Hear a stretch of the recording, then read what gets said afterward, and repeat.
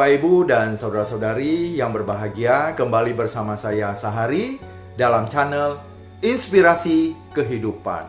Pada kesempatan ini saya akan mengupas satu topik yang cukup menarik, dan ini biasa terjadi dalam kehidupan kita sehari-hari. Memang kehidupan kita ini tidak seperti di jalan tol setiap saat mulus, namun suatu saat kita akan bertemu dengan jalan yang berlubang atau berkerikil. Di sini yang akan kita bahas adalah mengenai mertua vs menantu. Memang dalam kehidupan kita sebagai perumah tangga, kita juga dihadapkan oleh berbagai macam masalah.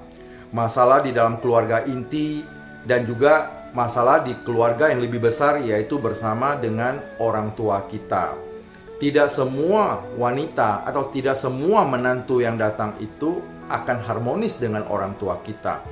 Semua itu tergantung pada pembawaan dari kedua belah pihak. Biasa yang memicu konflik itu adalah status sosial, seperti mungkin keluarga suaminya lebih berada daripada keluarga istrinya, atau sebaliknya, keluarga istri lebih berada daripada keluarga suaminya. Jika keluarga suami lebih berada, maka mertua akan lebih dominan. Sebaliknya, kalau keluarga istri lebih berada, maka istri akan lebih dominan di dalam keluarga. Inilah yang memicu konflik. Karena kedua belah pihak tidak mau saling mengalah, inilah akan terjadi pertengkaran yang terus-menerus. Sehingga sebagai seorang anak dan juga sebagai seorang suami, sangat sulit untuk mengambil suatu keputusan.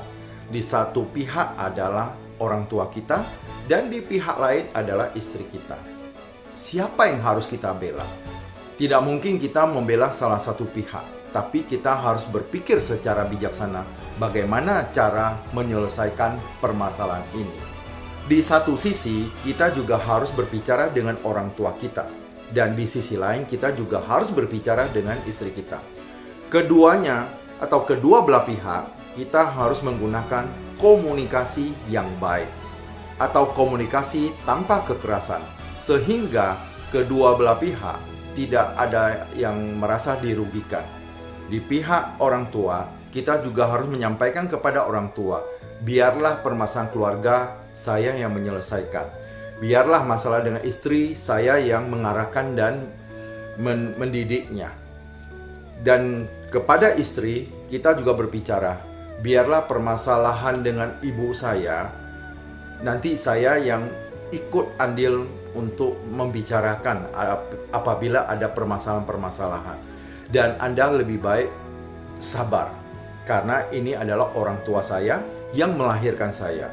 Dari kedua belah pihak ini kita berbicara dengan nada yang baik, kedua belah pihak tidak merasa tersudutkan, sehingga lama-kelamaan bagaimana kita bisa menghubungkan kedua belah pihak ini supaya bisa menjadi lebih baik. Namun dalam penyelesaian seperti ini bisa jadi tidak menemukan solusinya.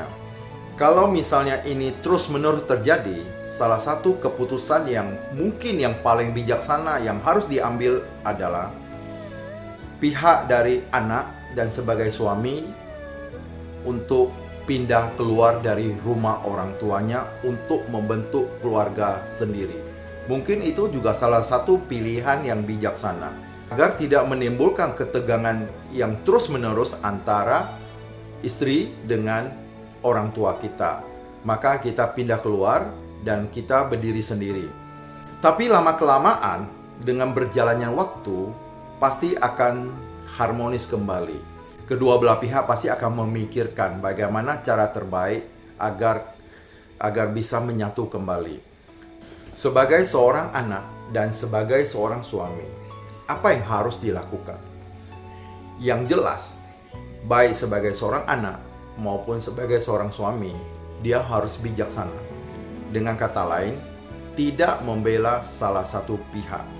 Jangan terburu-buru mengambil keputusan, karena terburu-buru mengambil keputusan juga tidak baik. Mana tahu yang kita bela itu sebenarnya di pihak yang salah, tapi karena kita melihat dari segi Katakanlah dia orang tua kita, kita bela secara membuta. Setelah itu kita tahu ternyata bukan istri kita yang salah. Dan keputusan sudah diambil, kita timbul penyesalan. Itu pun tidak ada gunanya lagi. Atau karena saking cintanya kepada istri kita, kita menyalahkan orang tua. Ternyata yang salah adalah istri kita, bukan orang tua kita. Itu pun akan terjadi penyesalan. Agar tidak terjadi penyesalan di kemudian hari, kita harus baik kepada kedua belah pihak tanpa menjudge mereka benar atau salah. Karena permasalahan ini sangat sulit untuk diselesaikan. Kita harus menggunakan cara komunikasi yang baik untuk kedua belah pihak. Dengan komunikasi yang baik, baik kita kepada orang tua kita maupun kepada istri kita, semoga kelak mereka bisa menjalin komunikasi atau memperbaiki hubungan komunikasi yang baik. Itu bisa terjadi, bisa. Yang jelas jangan menggunakan ego. Jika menggunakan ego, maka semua akan hancur berantakan. Kita tidak mengatakan bahwa dia hanya sebagai istri atau sebagai orang tua. Yang jelas kedua-duanya adalah orang yang penting dalam hidup kita. Bagaimana kita bisa menyatukan?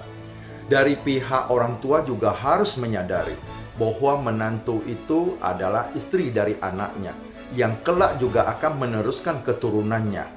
Dan juga seorang istri juga harus tahu kedudukan orang tua kita, bahwa orang tua yang melahirkan saya, sehingga sekarang saya hadir menjadi suaminya. Kalau kedua belah pihak ini sudah saling pengertian seperti ini, maka hubungannya akan membaik. Sebagai seorang anak dan juga sebagai seorang suami, kita harus mempunyai kebijaksanaan. Apapun permasalahan di dalam rumah tangga, baik istri kita terhadap orang tua kita maupun orang tua terhadap istri kita, kita harus merenungkan dengan memutuskan secara bijaksana. Jangan memihak sana-sini, karena memihak sana-sini bukan jalan keluarnya atau bukan solusinya. Tapi kita mengambil keputusan yang bijaksana, artinya menguntungkan kedua belah pihak. Dengan kata lain, tidak merugikan kedua belah pihak. Kalau itu sudah tidak merugikan kedua belah pihak, harapan untuk baik kembali atau tersambung kembali komunikasi yang baik itu akan terjadi. Sebagai seorang anak, walaupun kita sudah tinggal tidak serumah dengan orang tua atau telah membentuk keluarga sendiri, kita tidak boleh lupa pada orang tua. Ada saatnya tertentu kita datang untuk menjenguk atau melihat orang tua kita, memberikan uang belanja dan sebagainya, atau memberikan satu perhatian kepada orang tua kita. Berarti sebagai seorang anak, kita berbakti kepada orang tua kita. Karena mereka ada, maka saya ada. Itulah jasa orang tua atau kebajikan orang tua yang ditanamkan kepada kita. Kita sebaiknya berbaik kepada semua orang. Orang tua juga harus menyadari bahwa anaknya sekarang bukan sendiri lagi, sudah mempunyai istri dan telah membentuk satu keluarga kecil. Dan dari keluarga kecil ini kelak akan mempunyai turunan. Dan kelak juga kita ini juga akan menjadi mertua orang. Jadi kita harus bercermin dari kehidupan kita agar kelak tidak terjadi pada anak-anak kita. Anak perempuan kita juga akan menjadi menantu orang dan masuk ke rumah suaminya. Dan kita juga akan punya menantu perempuan dari anak laki-laki kita dan akan masuk ke rumah kita. Dan kita memperlakukan mereka dengan baik. Itu adalah keluarga, agar keluarga kita bisa bahagia. Zaman sekarang ini tidak ada istilah lagi mertua memukul menantu ataupun menantu memukul mertua. Zaman yang serba modern ini, permasalahan seperti ini harus kita buang jauh-jauh. Karena dalam kehidupan yang modern ini, pemikiran kita pun sudah jauh berubah dan jauh lebih maju dari zaman dulu. Karena pengaruh dari ilmu pengetahuan dan teknologi, harusnya kita bercermin dari kehidupan masa lalu, dan apapun yang kita terima dari masa lalu, seperti ada konflik-konflik masa lalu, seharusnya tidak kita turunkan lagi kepada anak-anak kita. Kadang ada orang tua yang menerima ilmu dari orang tuanya, seperti terjadi konflik-konflik di sana-sini, dan ini terjadi satu dendam kesumat dan diturunkan lagi kepada anak-anaknya. Harusnya apapun permasalahan orang tua jangan diturunkan lagi kepada anak-anaknya. Biarlah anak-anak bebas memilih. Jangan musuh orang tua diturunkan kepada anak-anaknya. Itu tidaklah bijaksana. Saya juga berbuat demikian. Apapun dari orang tua, apapun ilmu mungkin yang kita terima yang tidak mengenakan kita, itu tidak akan saya turunkan lagi kepada anak-anak kita. Karena mereka berada di zaman yang telah berbeda. Mereka masuk di zaman teknologi yang cukup maju, yaitu dunia digital. Kita harus mengimbangi dunia ini agar kita tidak ketinggalan informasi. Demikian, terima kasih. Belajar secara berkesinambungan untuk menjadi lebih bijaksana. Terima kasih.